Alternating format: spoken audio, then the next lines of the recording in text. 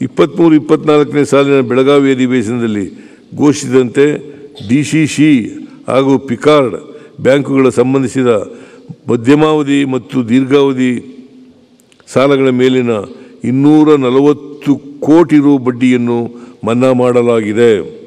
ಯಶಸ್ವಿನಿ ಯೋಜನೆಯಡಿ ಇಲ್ಲಿವರೆಗೆ 700 ನೆಟ್ವರ್ಕ್ ಆಸ್ಪತ್ರೆಗಳು ನೋಂದಣಿಯಾಗಿದ್ದು, ಈ ಆಸ್ಪತ್ರೆಯಲ್ಲಿ ಇದುವರೆಗೂ ರಾಜ್ಯಾದ್ಯಂತ 59,000 ಫಲಾನುಭವಿಗಳು 103 ಕೋಟಿ ರು ಮೊತ್ತದ ಚಿಕಿತ್ಸೆ ಪಡೆದಿರುತ್ತಾರೆ.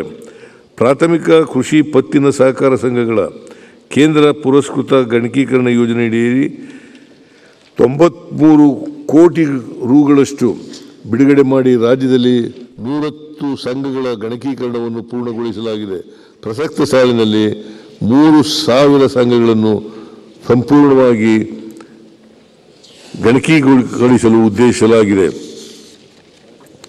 ಕನಿಷ್ಠ ಬೆಂಬಲ ಬೆಲೆ ಯೋಜನೆಯಡಿ ತೊಗರಿ ಖರೀದಿಗೆ ಪ್ರತಿ ಕ್ವಿಂಟಾಲ್ಗೆ 7,550 ರು ಜೊತೆಗೆ ರಾಜ್ಯ ಸರ್ಕಾರದಿಂದ ವತಿಯಿಂದ ಹೆಚ್ಚುವರಿ ಪ್ರೋತ್ಸಾಹಧನ 450 ರುಗಳಂತೆ ಒಟ್ಟು 138 ಕೋಟಿ ರು ನೀಡಲು ನಿರ್ಧರಿಸಲಾಗಿದೆ. ಇದರಿಂದ ತೊಗರಿ ಬೆಳೆಯುವ ಪ್ರಮುಖ ಜಿಲ್ಲೆಗಳಾದ ಕಲಬುರಗಿ, ಬೀದರ್, ಯಾದಗಿರಿ, ವಿಜಯಪುರ, ಬಾಗಲಕೋಟೆ, ರಾಯಚೂರು, ಕೊಪ್ಪಳ, ಕೋಲಾರ, ಚಿತ್ರದುರ್ಗ ಹಾಗೂ ಚಿಕ್ಕಬಳ್ಳಾಪುರ ಭಾಗದ ರೈತರಿಗೆ ಅನುಕೂಲವಾಗಲಿದೆ. ಸಹಕಾರ ಇಲಾಖೆಯಲ್ಲಿ ಕಾರ್ಯಕ್ಷಮತೆ, ಪಾರದರ್ಶಕತೆ ಹಾಗೂ ಜನಸ್ನೇಹಿ ಸೇವೆಗಳನ್ನು ನೀಡಲು ಈ ಕೆಳಕಂಡ ಸುಧಾರಣಾ ಕ್ರಮಗಳನ್ನು ಜಾರಿಗೆ ತರಲಾಗುವುದು. ರಾಜ್ಯದ ಎಲ್ಲ ನೋಂದಾಯಿತ ಗೃಹ ನಿರ್ಮಾಣ ಸಹಕಾರ ಸಂಘಗಳ ಮಾಹಿತಿಯನ್ನು ಕರ್ನಾಟಕ ರಾಜ್ಯ ವತಿಯಿಂದ ಮಹಾಮಂಡಲದ ವಲಯದ ಆನ್ಲೈನ್ನಲ್ಲಿ ಅಳವಡಿಸಲಾಗುವುದು. ಠೇವಣಿದಾರರ ಹಿತಾಸಕ್ತಿಯನ್ನು ಕಾಪಾಡಲು ಹಾಗೂ ಅವ್ಯವಹಾರವನ್ನು ತಡೆಯಲು ಸಹಾಯವಾಣಿಯನ್ನು ಪ್ರಾರಂಭಿಸಲಾಗುವುದು. ಸಹಕಾರ ಸಂಘಗಳ ಲೆಕ್ಕ ಪರಿಶೋಧನೆ ವರದಿಗಳನ್ನು ಡಿಜಿಟಲೀಕರಣಗೊಳಿಸಲಾಗುವುದು. ಕರ್ನಾಟಕ ರಾಜ್ಯ ಉಗ್ರಾಣ ನಿಗಮದ ಅಪೂರ್ಣಗೊಂಡಿರುವ ಉಗ್ರಾಣಗಳ ನಿರ್ಮಾಣ ಹಾಗೂ ಮೂಲಸೌಕರ್ಯ ಕಾಮಗಾರಿಗಳನ್ನು ಪೂರ್ಣಗೊಳಿಸಲು 376 ಕೋಟಿ ರೂಪಾಯಿ ಸಹಾಯಧನವನ್ನು ಇಂದಿನ ಆಯವ್ಯಯದಲ್ಲಿ ಘೋಷಿಸಿದ್ದೇನೆ. ಅದರಂತೆ ಈಗಾಗಲೇ 329 ಕೋಟಿ ರು ಬಿಡುಗಡೆಗೊಳಿಸಲಾಗಿದೆ. ಪ್ರಸಕ್ತ ಸಾಲಿನಲ್ಲಿ ಬಾಕಿ ಇರುವ 47 ಕೋಟಿ ರು ಮೊತ್ತವನ್ನು ಒದಗಿಸಲಾಗುವುದು. ರಾಜ್ಯದ ಎಲ್ಲ ಕೃಷಿ ಉತ್ಪನ್ನ ಮಾರುಕಟ್ಟೆ ಸಮಿತಿಗಳಲ್ಲಿ ಪರವಾನಗಿ ಪಡೆದು ಕಾರ್ಯನಿರ್ವಹಿಸುತ್ತಿರುವ ಶ್ರಮಿಕರು ಮೃತರಾದಾಗ ಅವರ ವಾರಸುದಾರರಿಗೆ 1 ಲಕ್ಷ ರು ವಿಮಾ ಮೊತ್ತವನ್ನು ನೀಡಲಾಗುತ್ತಿದ್ದು, ಸಮುದ್ರಿ ವಿಮಾ ಮೊತ್ತವನ್ನು 5 ಲಕ್ಷ ರುಗಳಿಗೆ ಹೆಚ್ಚಿಸಲಾಗುವುದು. ಬೆಂಗಳೂರಿನಲ್ಲಿರುವ ಮಾರುಕಟ್ಟೆ ಸಮಿತಿಗಳ ವಾಹನಗಳ ದಟ್ಟಣೆ ಹೆಚ್ಚಾಗಿರುವುದರಿಂದ ಬೆಂಗಳೂರಿನ ಹೊರವಲಯದಲ್ಲಿ ಹೊಸ ಸ್ಯಾಟಲೈಟ್ ಮಾರ್ಕೆಟ್ ಅನ್ನು ಸ್ಥಾಪಿಸಲಾಗುವುದು. ಕೊಪ್ಪಳ ಜಿಲ್ಲೆಯ ಬೂದ್ಗುಂಪ ಗ್ರಾಮದಲ್ಲಿ ಕುರಿ ಮತ್ತು ಮೇಕೆ ಮಾರುಕಟ್ಟೆಯನ್ನು KKRDB ವತಿಯಿಂದ 25 ಕೋಟಿ ರು ವೆಚ್ಚದಲ್ಲಿ ಮೂಲ ಸೌಲಭ್ಯಗಳೊಂದಿಗೆ ಸ್ಥಾಪಿಸಲಾಗುವುದು. ಕಲ್ಯಾಣ ಕರ್ನಾಟಕ ಭಾಗದಲ್ಲಿ ಹೈನುಗಾರಿಕೆಯನ್ನು ಉತ್ತೇಜಿಸಲು 10 ಕೋಟಿ ರು ಅನುದಾನವನ್ನು ಪ್ರಥಮ ಹಂತದಲ್ಲಿ ನೀಡಲಾಗುವುದು. ಕಲಬುರಗಿಯಲ್ಲಿ ನೂತನ ಮೆಗಾ ಡೈರಿಯನ್ನು ಪ್ರಾರಂಭಿಸಲು KKRDB ವತಿಯಿಂದ 50 ಕೋಟಿ ರು ಅನುದಾನ ಒದಗಿಸಲಾಗುವುದು. KKRDB ವತಿಯಿಂದ ಕಲಬುರಗಿಯಲ್ಲಿ ಪ್ರಾದೇಶಿಕ ಸಹಕಾರ ಭವನವನ್ನು 10 ಕೋಟಿ ರು ವೆಚ್ಚದಲ್ಲಿ ನಿರ್ಮಿಸಲು ಉದ್ದೇಶಿಸಿದೆ. KKRDB ಸಹಯೋಗದಿಂದ ಗ್ರಾಮೀಣ ಉಗ್ರಾಣಗಳನ್ನು 60 ಕೋಟಿ ರು ವೆಚ್ಚದಲ್ಲಿ ನಿರ್ಮಾಣ ಮಾಡಲಾಗುವುದು. ಕುರಿ ಮತ್ತು ಮೇಕೆ ಸಾಕಾಣಿಕೆದಾರರ ಅನುವಾಗುವಂತೆ ಬೆಂಗಳೂರಿನಲ್ಲಿ ಸುಸಜ್ಜಿತ ಕುರಿ ಮತ್ತು ಮೇಕೆ ಮಾರುಕಟ್ಟೆಯನ್ನು ಪ್ರಾರಂಭಿಸಲಾಗುವುದು. ಚಿಕ್ಕಬಳ್ಳಾಪುರದಲ್ಲಿ ಕೃಷಿ ಉತ್ಪನ್ನ ಮಾರುಕಟ್ಟೆ ಸಮಿತಿಯ ವತಿಯಿಂದ ಅಂತಾರಾಷ್ಟ್ರೀಯ ಮಟ್ಟದ ಹೈಟೆಕ್ ಹೂವಿನ ಮಾರುಕಟ್ಟೆಯನ್ನು ಹಾಗೂ KGFನಲ್ಲಿ ರೈತರ ಆಧುನಿಕ ಮಾರುಕಟ್ಟೆಯನ್ನು ಸಾರ್ವಜನಿಕ ಖಾಸಗಿ ಸಹಭಾಗಿತ್ವದಲ್ಲಿ ಸ್ಥಾಪಿಸಲಾಗುವುದು. ಜಲಸಂಪನ್ಮೂಲ ಗಂಟಲು ಒಣಗಿದೆ, ತಕೋ ಈ ಬಂಗಾರದ ಸರಪಳಿ, ಬದಲಾಗಿ ಒಂದು ಗುಟುಗು ನೀರು ಕೊಡು. ವಿಲ್ಸನ್ ಕಟೀಲ್. ನೀರಾವರಿ ಯೋಜನೆಗಳಲ್ಲಿನ ನೀರಿನ ಬಳಕೆಯಲ್ಲಿ ದಕ್ಷತೆ ಹೆಚ್ಚಿಸಲು ಹಾಗೂ ನೀರು ನಿರ್ವಹಣೆಯಲ್ಲಿ ಸುಧಾರಣೆ ತರುವ ನಿಟ್ಟಿನಲ್ಲಿ ಕರ್ನಾಟಕ ನೀರಾವರಿ ವಿಧೇಯಕ 2024 ತಿದ್ದುಪಡಿ ಮಾಡಿ ಜಾರಿಗೊಳಿಸಲಾಗಿದೆ.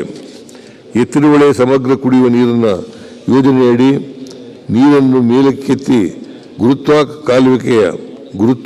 ಕಾಲುವೆಯ ಸರಪಳಿ 32.5 ಕಿಲೋಮೀಟರ್ ವರೆಗೆ ಹರಿಸಲಾಗಿದೆ. ಪ್ರಸಕ್ತ ಸಾಲಿನಲ್ಲಿ ಎಲ್ಲ 8 ವಿಯರ್ಗಳಲ್ಲಿ ಲಭ್ಯವಾಗುವ ನೀರನ್ನು ಗುರುತ್ವ ಕಾಲುವೆಯ ಸರಪಳಿ 241 ಕಿಲೋಮೀಟರ್ವರೆಗೆ ಹರಿಸಲಾಗುವುದು. ಈ ಯೋಜನೆಯನ್ನು ಕಾಲಮಿತಿಯೊಳಗೆ ಪೂರ್ಣಗೊಳಿಸಲು ಕ್ರಮ ಕೈಗೊಳ್ಳಲಾಗುವುದು.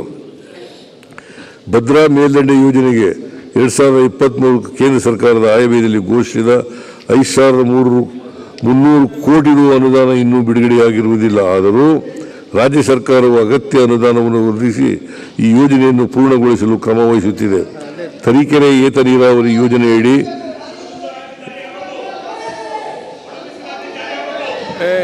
ಯಾರು ನೋಡಿ ಅವರನ್ನು ಯಾರಂತ ಹೇಳಿ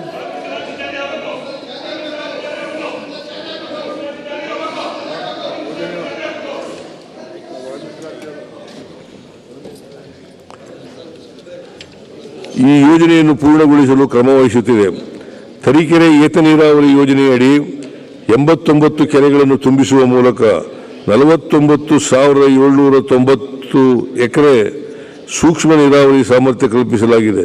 ಪ್ರಸಕ್ತ ಸಾಲಿನಲ್ಲಿ 2,611 ಕೋಟಿ ರು ಅಂದಾಜು ಮೊತ್ತದ ಚಿತ್ರದುರ್ಗ ಶಾಖಾ ಕಾಲುವೆ ಕಾಮಗಾರಿಗಳನ್ನು ಪೂರ್ಣಗೊಳಿಸುವ ಮೂಲಕ ಹೊಸದುರ್ಗ, ಹೊಳಲ್ಕೆರೆ, ಜಗಳೂರು, ಮೊಳಕಾಲ್ಮೂರು, ಚಳ್ಳಕೆರೆ ಮತ್ತು ಪಾವಗಡ ತಾಲೂಕುಗಳಲ್ಲಿ 30 ಕೆರೆಗಳನ್ನು ತುಂಬಿಸಿ 1,77,000 ಎಕರೆ ಪ್ರದೇಶಕ್ಕೆ ಸೂಕ್ಷ್ಮ ನೀರಾವರಿ ಸಾಮರ್ಥ್ಯ ಕಲ್ಪಿಸಲಾಗುವುದು. ಕೃಷ್ಣಾ ಮೇಲ್ದಂಡೆ ಯೋಜನೆ ಹಂತ 3ರ ವ್ಯಾಪ್ತಿಯ ಆಲ್ಮಟ್ಟಿ ಅಣೆಕಟ್ಟಿನ ಗೇಟನ್ನು 524.256 ಮೀಟರ್ವರೆಗೆ ಎತ್ತರಿಸಿರುವುದರಿಂದ ಮುಳುಗಡೆಯಾಗುವ ಜಮೀನುಗಳು ಒಪ್ಪಂದ ತೀರ್ಪಿನ ಕನ್ಸೆಂಟ್ ಅವಾರ್ಡ್ ಮುಖಾಂತರ ಒಂದೇ ಹಂತದಲ್ಲಿ ಭೂಸ್ವಾಧೀನಪಡಿಸಿಕೊಂಡು ರೈತರಿಗೆ ಪರಿಹಾರ ವಿತರಣೆಗಾಗಿ ಕ್ರಮ ವಹಿಸಲಾಗುವುದು. ಅಲ್ಲದೆ 2.01 ಲಕ್ಷ ಎಕರೆ ನೀರಾವರಿ ಸಾಮರ್ಥ್ಯ ಕಲ್ಪಿಸುವ ಬಾಕಿ ಕಾಮಗಾರಿಗಳನ್ನು ಅನುಷ್ಠಾನಗೊಳಿಸಲು ಕ್ರಮ ವಹಿಸಲಾಗುವುದು. ಮೇಕೆದಾಟು ಸಮತೋಲನ ಜಲಾಶಯ ಯೋಜನೆಯ ಪೂರ್ವ ಸಿದ್ಧತಾ ಕಾರ್ಯ ಅಂತಿಮಗೊಂಡಿದ್ದು, ಕೇಂದ್ರ ಸರ್ಕಾರದ ಸಕ್ಷಮ ಪ್ರಾಧಿಕಾರಿಗಳ ತಿಳುವಳಿ ದೊರೆತ ಕೂಡಲೇ ಯೋಜನೆಯನ್ನು ಅನುಷ್ಠಾನಗೊಳಿಸಲಾಗುವುದು. ಕಳಸಾ ಬಂಡೂರಿ ನಾಲಾ ತಿರುವು ಯೋಜನೆಯಡಿ 3.9 TMC ನೀರಿನ ಬಳಕೆಗಾಗಿ ಕೇಂದ್ರ ಸರ್ಕಾರದಿಂದ ತಿಳುವಳಿಗಳನ್ನು ನಿರೀಕ್ಷಿಸಿ ಈಗಾಗಲೇ ಯೋಜನಾ ಕಾಮಗಾರಿಗಳನ್ನು ಕೆಲವು ಷರತ್ತುಗಳೊಂದಿಗೆ ಗುತ್ತಿಗೆ ವಹಿಸಲಾಗಿದೆ. ಕೇಂದ್ರ ಸರ್ಕಾರದ ಅನುಮೋದನೆ ದೊರೆತ ಕೂಡಲೇ ಕಾಮಗಾರಿಗಳನ್ನು ಪ್ರಾರಂಭಿಸಲಾಗುವುದು. ಕೃಷ್ಣಾ ಕಣಿವೆ, ಕಾವೇರಿ ಕಣಿವೆ ಹಾಗೂ ಇತರ ನದಿಗಳ ಕಣಿವೆಯ ವಿವಿಧ ಯೋಜನೆಗಳಡಿ ಬಾಕಿ ಇರುವ ಕಾಮಗಾರಿಗಳನ್ನು ಕೈಗೆತ್ತಿಕೊಂಡು ಪ್ರಸಕ್ತ ಸಾಲಿನಲ್ಲಿ ಪೂರ್ಣಗೊಳಿಸಲು ಕ್ರಮ ವಹಿಸಲಾಗುವುದು. ಯೋಜನೆಯ ವಿವರಗಳನ್ನು ಅನುಬಂಧ 1ರಲ್ಲಿ ಲಗತ್ತಿಸಿದೆ. ಕೃಷ್ಣಾ ಕಣಿವೆಯ ಅನುಷ್ಠಾನ ಹಂತದಲ್ಲಿರುವ ಆಧುನೀಕರಣ ಹಾಗೂ ಏತ ನೀರಾವರಿ ಯೋಜನೆಗಳನ್ನು PMKSY AIBP ಯೋಜನೆಯಡಿ ಕೇಂದ್ರ ಸರ್ಕಾರದ ಸಹಾಯಧನ ಪಡೆಯಲು ಸೂಕ್ತ ಪ್ರಸ್ತಾವನೆಗಳನ್ನು ಸಲ್ಲಿಸಲಾಗುವುದು. ಯೋಜನೆಯ ವಿವರಗಳನ್ನು ಅನುಬಂಧ 2ರಲ್ಲಿ ಲಗತ್ತಿಸಿದೆ. ಜಲಸಂಪನ್ಮೂಲ ಇಲಾಖೆಯಲ್ಲಿ ಕಾಮಗಾರಿಗಳ ಅಂದಾಜು ತಯಾರಿಕೆಯಲ್ಲಿ ಏಕರೂಪದ ತಾಂತ್ರಿಕ ಮಾನದಂಡಗಳನ್ನು ಜಾರಿಗೊಳಿಸಲಾಗುವುದು. ತುಂಗಭದ್ರಾ ಜಲಾಶಯದಲ್ಲಿ ತುಂಬಿರುವ ಹೂಳಿನಿಂದಾಗಿ ನೀರಿನ ಸಂಗ್ರಹಣೆಯಲ್ಲಿ ಆಗಿರುವ ಕೊರತೆಯನ್ನು ಸರಿದೂಗಿಸಲು ಕೊಪ್ಪಳ ಜಿಲ್ಲೆಯಲ್ಲಿ ನವಲಿ ಸಮತೋಲನ ಜಲಾಶಯ ನಿರ್ಮಾಣವೂ ಸೇರಿದಂತೆ ಪರ್ಯಾಯ ಮಾರ್ಗೋಪಾಯಗಳ ಬಗ್ಗೆ ಆಂಧ್ರ ಪ್ರದೇಶ ಮತ್ತು ತೆಲಂಗಾಣ ರಾಜ್ಯಗಳೊಂದಿಗೆ ಚರ್ಚಿಸಿ ಅಂತಿಮಗೊಳಿಸಲಾಗುವುದು. ರಾಜ್ಯದ ಪ್ರಮುಖ ಅಣೆಕಟ್ಟು ಗೇಟುಗಳ ಸದೃಢತೆಯನ್ನು ತಾಂತ್ರಿಕ ಪರಿಶೀಲನೆಗೊಳಪಡಿಸಿ ಅಗತ್ಯ ಕಂಡುಬಂದಲ್ಲಿ ಗೇಟುಗಳನ್ನು ದುಸ್ತರಿಗೊಳಿಸಲು ಮತ್ತು ಬದಲಿಸಲು ಆದ್ಯತೆಯ ಮೇಲೆ ಕ್ರಮ ವಹಿಸಲಾಗುವುದು. ಸಣ್ಣ ನೀರಾವರಿ ಎತ್ತಿನಹೊಳೆಯ ಯೋಜನೆಯಿಂದ ತುಮಕೂರು ಜಿಲ್ಲೆಯ ಮಧುಗಿರಿ ತಾಲೂಕಿನ 45 ಕೆರೆಗಳನ್ನು ಹಾಗೂ ಕೊರಟಗೆರೆ ತಾಲೂಕಿನ 62 ಕೆರೆಗಳನ್ನು ತುಂಬಿಸಿ ಅಂತರ್ಜಲ ಹೆಚ್ಚಿಸುವ ಯೋಜನೆಯನ್ನು 553 ಕೋಟಿ ರು ಮೊತ್ತದಲ್ಲಿ ಅನುಷ್ಠಾನಗೊಳಿಸಲು ಕ್ರಮ ವಹಿಸಲಾಗುವುದು. ಪ್ರಗತಿಯಲ್ಲಿರುವ ಈ ಕೆಳಗಿನ ಯೋಜನೆಗಳನ್ನು ಪ್ರಸಕ್ತ ಸಾಲಿನಲ್ಲಿ ಪೂರ್ಣಗೊಳಿಸಲಾಗುವುದು.